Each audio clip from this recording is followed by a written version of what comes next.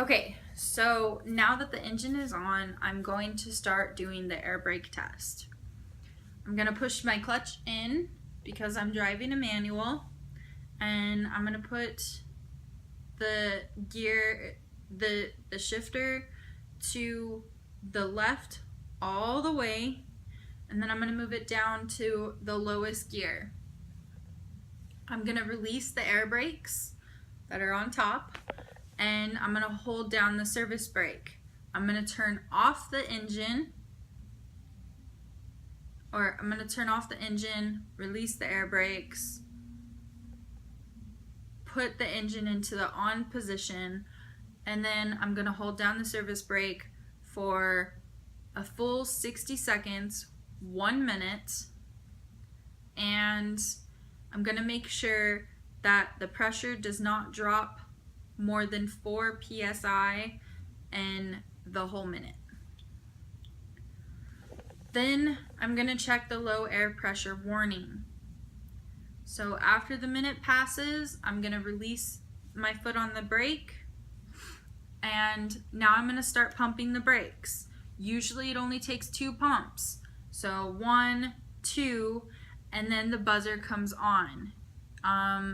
If the truck was on, it would be an audible buzzer, but with the truck being off, it's going to be lights. There should be a stop light, a low pressure warning, and a red light on the air gauges. And it'll come on at 60 psi. Then I'm going to check the spring brakes.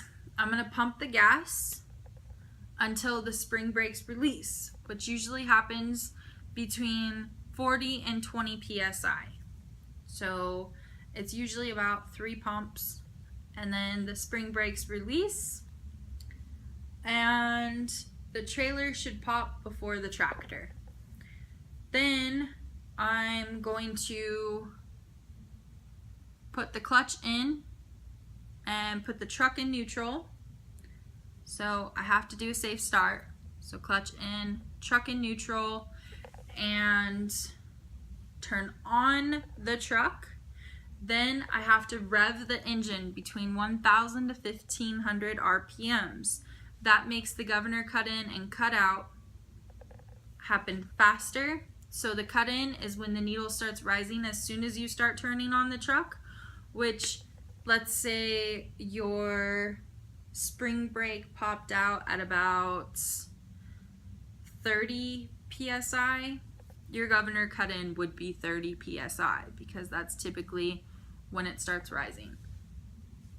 Then the cutout is when it stops, which is usually between 120 to 140 psi. And that's the cutout. Then I'm going to do the parking brake test. So what I'm going to do is I'm going to release the trailer brake, which,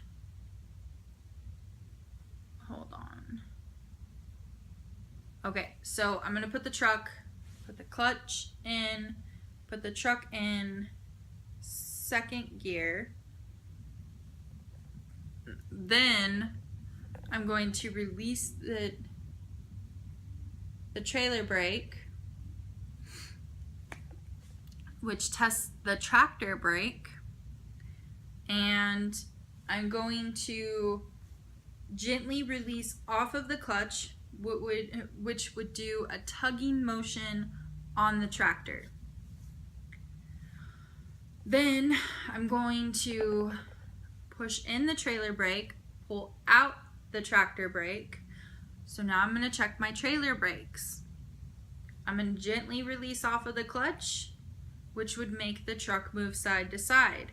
It's a tugging motion. That would ensure that the tractor and trailer brakes are both working. This is a good test.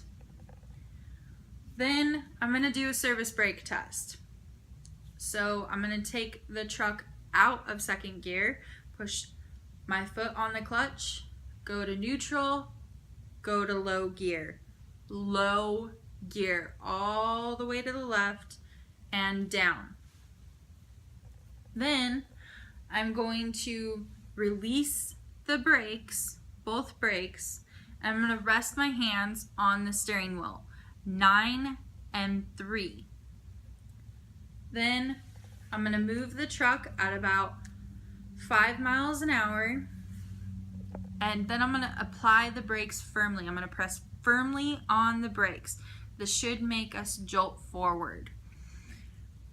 Then if during that there's any pull to the left or to the right, that means that there is a problem and then I have to get the truck in the shop.